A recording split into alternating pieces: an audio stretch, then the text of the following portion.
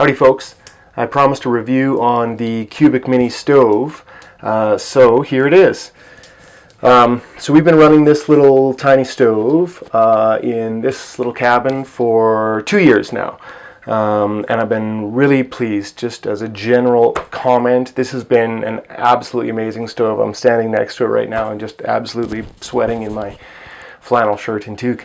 But yeah, it's been absolutely fantastic. The amount of heat this thing throws is just phenomenal. The company as well has always been absolutely fantastic. Really good at answering questions, getting back to you. That's all been really, really good.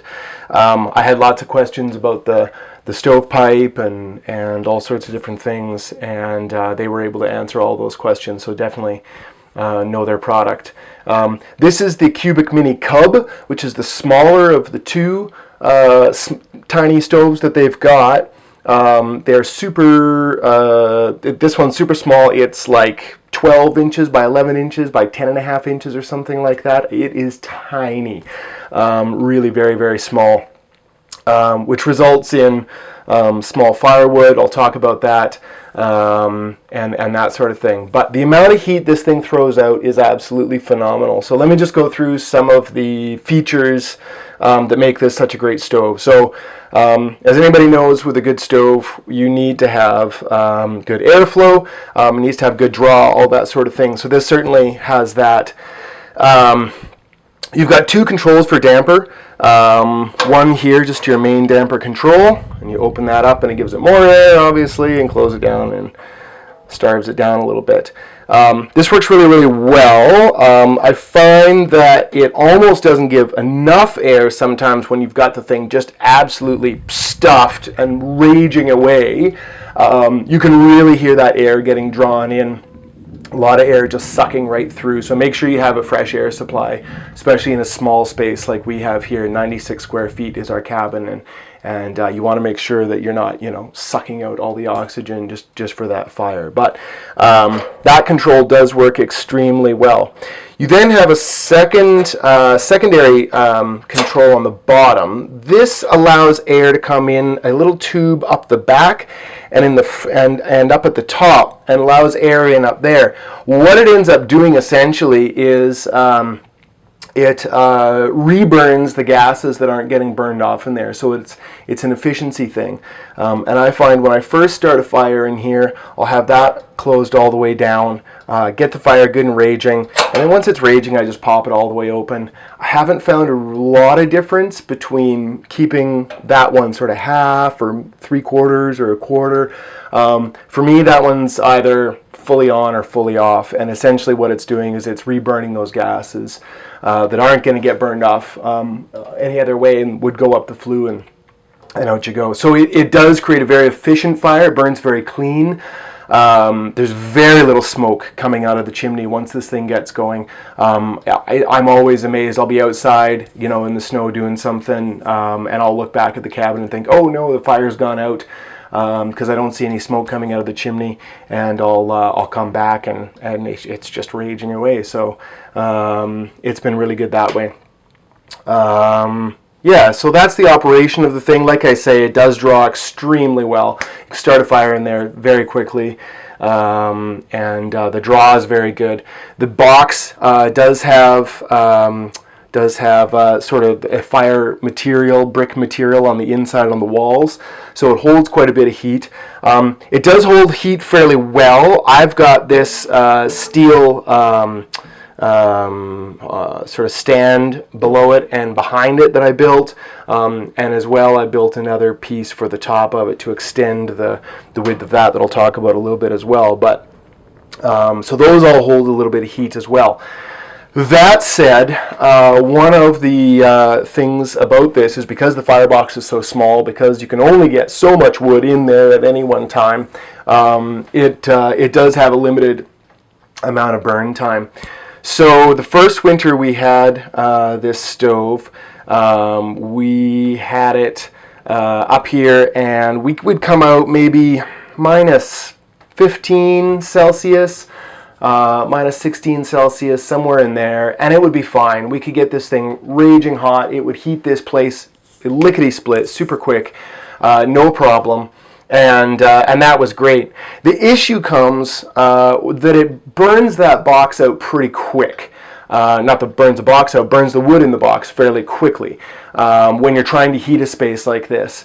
And so we'd find we'd have to be, restocking that box and re-getting that fire going and getting things burning again every, say 45 minutes to an hour or something like that.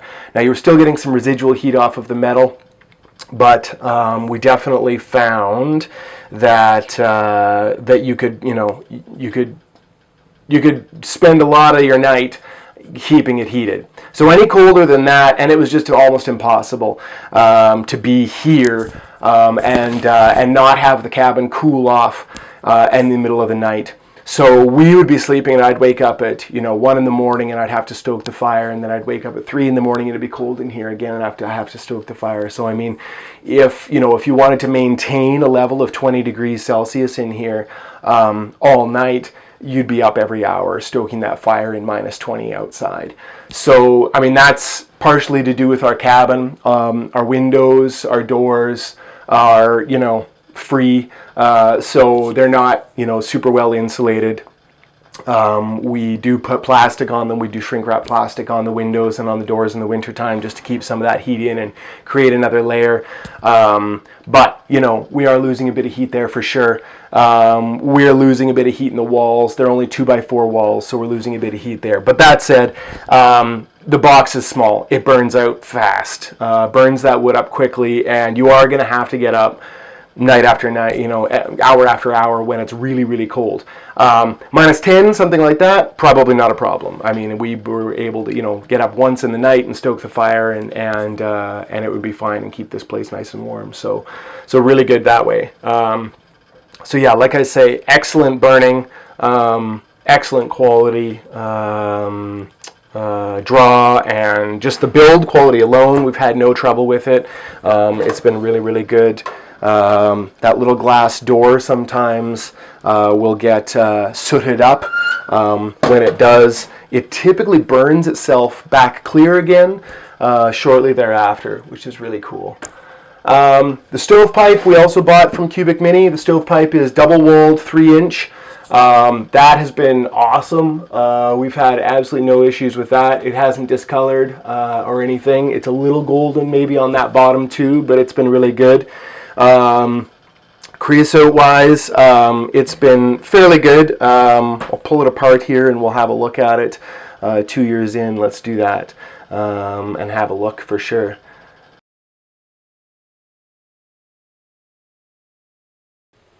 So we primarily burn birch in here. It tends to burn the longest and hottest for sort of the woods we can get around here, and also burns pretty clean. So instead of burning like jack pine or something like that, which has lots of sap and whatever, which can cause more creosote, we choose to try and burn something as clean as possible in here. The flue's only 3-inch pipe, dual walled. So it is a fairly small space, and it's pretty good opportunity for creosote to build up in there, regardless of what you're burning. So that's what we do. But it's been 2 years now, and I haven't actually even had a look in there, except for last summer I climbed up on the roof and tried to look down. Looked to be okay, but I think it is time to pull this stove off and get a look inside that pipe. So let's do that.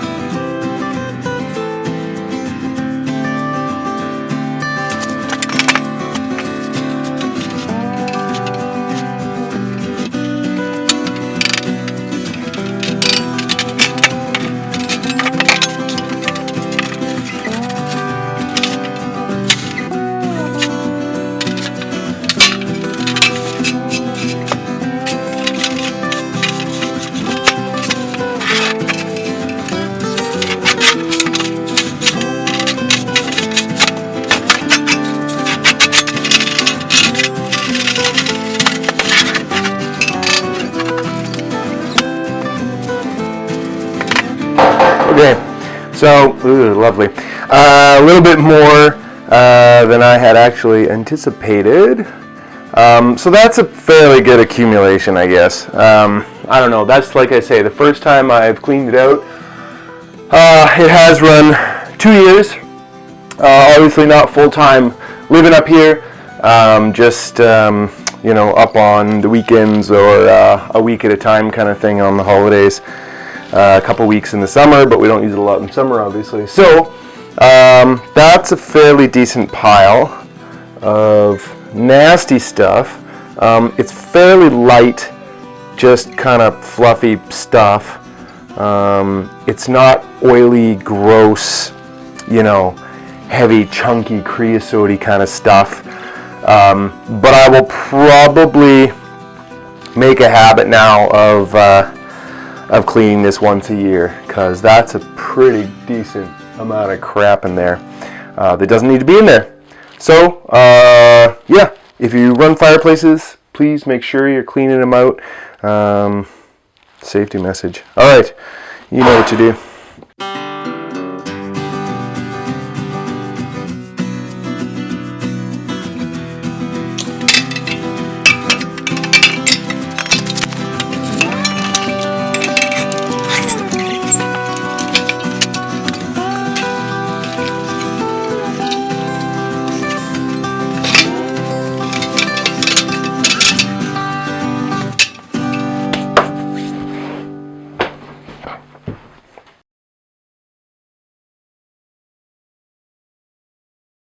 So because of the small size of the Cubic Mini's firebox, your wood does have to be cut very small. And I'm talking like 5 inches in length, kind of small, in order to stuff a whole bunch in there and get the thing just raging away.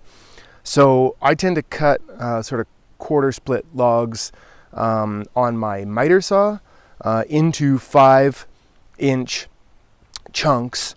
And then those can easily be split with a hatchet inside the cabin or wherever, and sort of create your wood that way. So what I tend to do is cut for a fire things into a few different sizes. So again, just sort of first your kind of starter material to go over top your birch bark, you know, then sort of finger size, then getting maybe a little bit bigger, thumb size or bigger.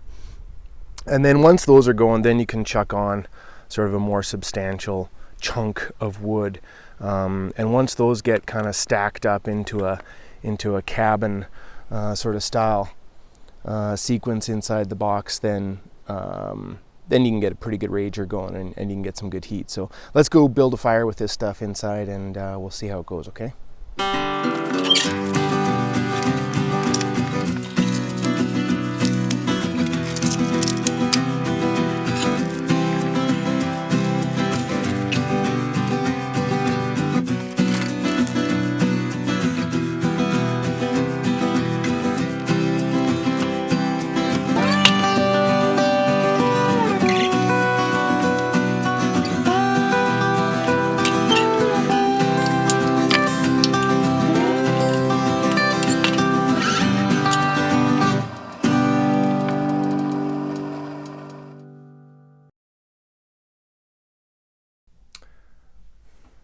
So this is the extra steel plate that I made, just cut for the top of it.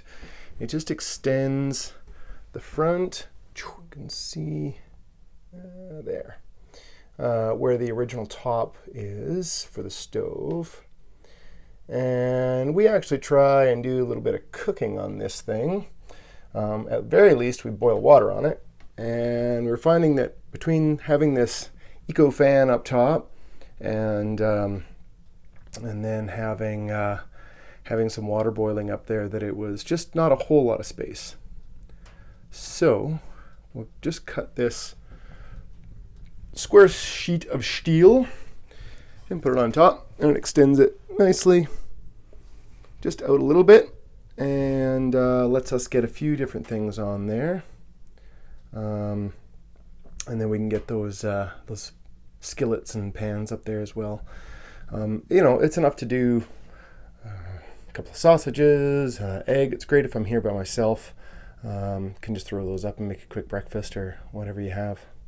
So that was one of the little upgrades that we did. So Cubic Mini has their own heat reflector for the back of the stove, which I assume works very well. I've never used it. When I got mine, what I did was I built this heat reflector just out of some roofing metal. When you buy metal siding or metal roofing, it usually comes with an extra sheet on top just to protect your stuff from getting scratched or whatever in transit. And so that's the sheet I used for this. So that's worked really, really well. So I cut these 1-inch pieces of steel tubing as spacers between that and this. Now this is ribbed as it is, it's wavy, so it gives you an extra inch anyway. But there's your inch gap between the wall and that metal reflector. And then I've got another inch spacer between the reflector and this little stand that I built for it to go on. So this I just welded up a couple of pieces of sheet metal and drilled the holes in it, and then that just mounts to through the heat shield, through those 1-inch spacers, and then into the studs in the wall. So you've got a 2-inch gap between there and there and there, and then you've got all this material. So this never gets all that hot. This has been going now for a while, and this is, you know, you can touch in behind there, and this fire has been going for a couple hours now. So you can, this is fine. This is not hot. And back here, it's, I mean, it's cool to the touch, really. So that has worked really, really well. Okay, folks, that's my review. 2 years in of the Cubic Mini Cub.